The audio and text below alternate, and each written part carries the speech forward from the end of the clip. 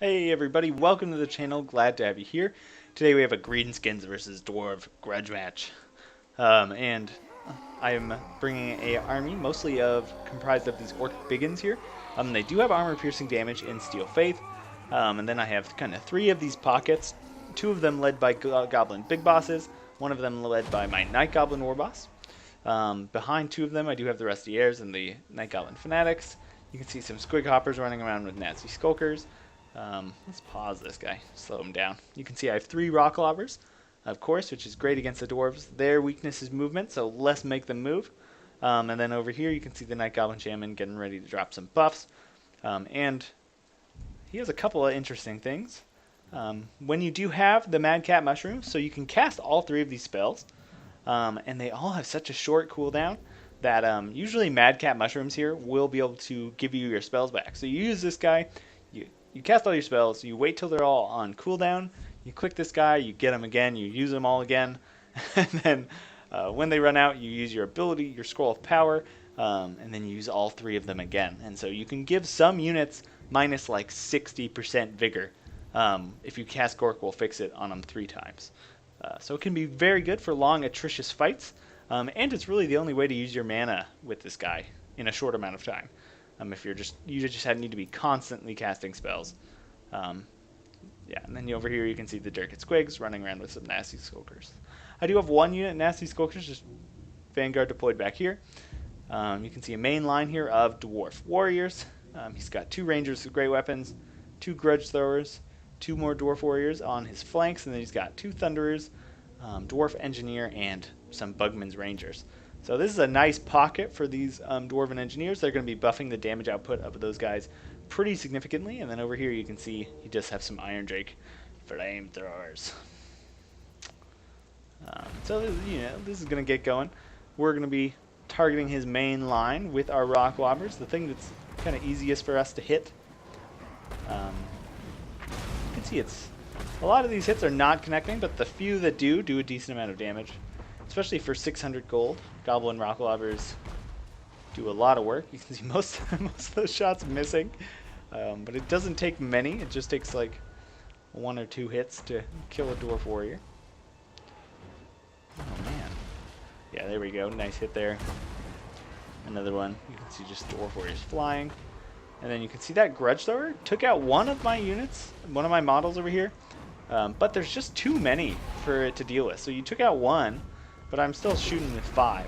And if you're shooting at these, it means you're not shooting at these guys. So that's definitely a good thing for me. And he kind of realizes this halfway through and switches to my biggins, which is a good target.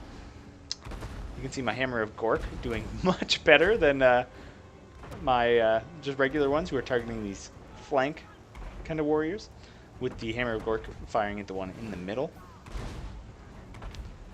You can see my Nasty Skulkers. Don't want to get them too close. Don't want to expose my ruse too early on. You can see very beautiful looking formation here. Luckily, I have kind of more infantry units than him, so I'm going to be getting a full surround. I've got 3 units coming up the back. I've got some units coming up the side, and then I've got even a numbers advantage up front. So I can just kind of pressure every which way. Goblin Big Boss coming in, taking some nice free volleys. Looks like a Lord of the Storm is going to come down. Nice timing on that one. Right in the middle of my force, doing a good chunk of damage. You can see those grenade launchers from the Dwarf Engineers coming down on the Goblin Big Boss. They're really not targeted for that, so they're not going to do super well. Then you can see using my Goblin Big Boss to stop these guys. It didn't stop them from roasting my poor Nasty Skulkers, but my Squigs did get into his Thunderers, so shutting them down. My Nasty Skulkers cast that Smoke Bomb, trying to catch these Dwarf Engineers. They are pursued by Bugman's Rangers. And then you can see I've got Durkit Squigs coming up the back to kind of shut down this unit of Thunderers. You can see he's dealt with about maybe 2 units of Biggins before I entered combat, so not the worst thing in the world for me.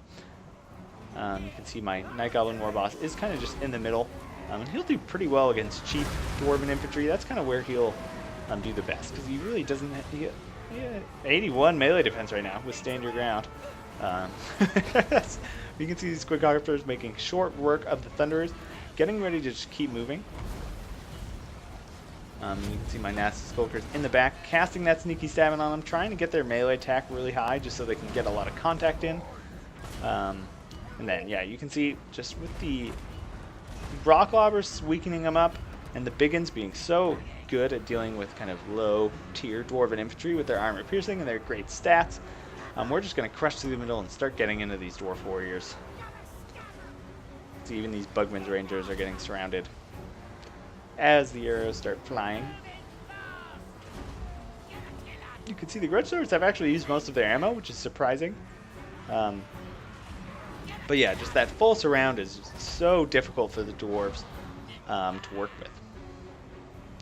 You can see over here just targeting that Rune Lord with all of my archers, trying to take him out.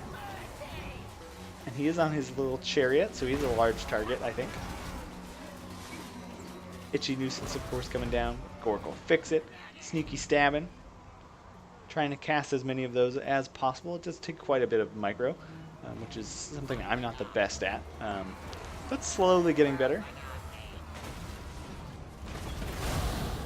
I'm surprised this goblin. If I was this goblin Bugos, I would just leave. This is not fun. Getting peppered with by your own troops. You can see some biggins are going to come in there, though. Get that rear charge penalty, and he's going to rout here relatively quickly.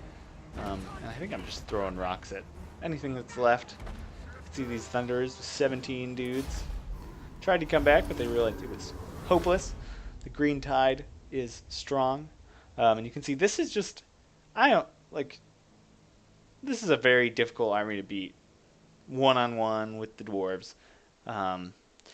Just that the Orc Biggin main line with the armor piercing and Steel Faith is really strong.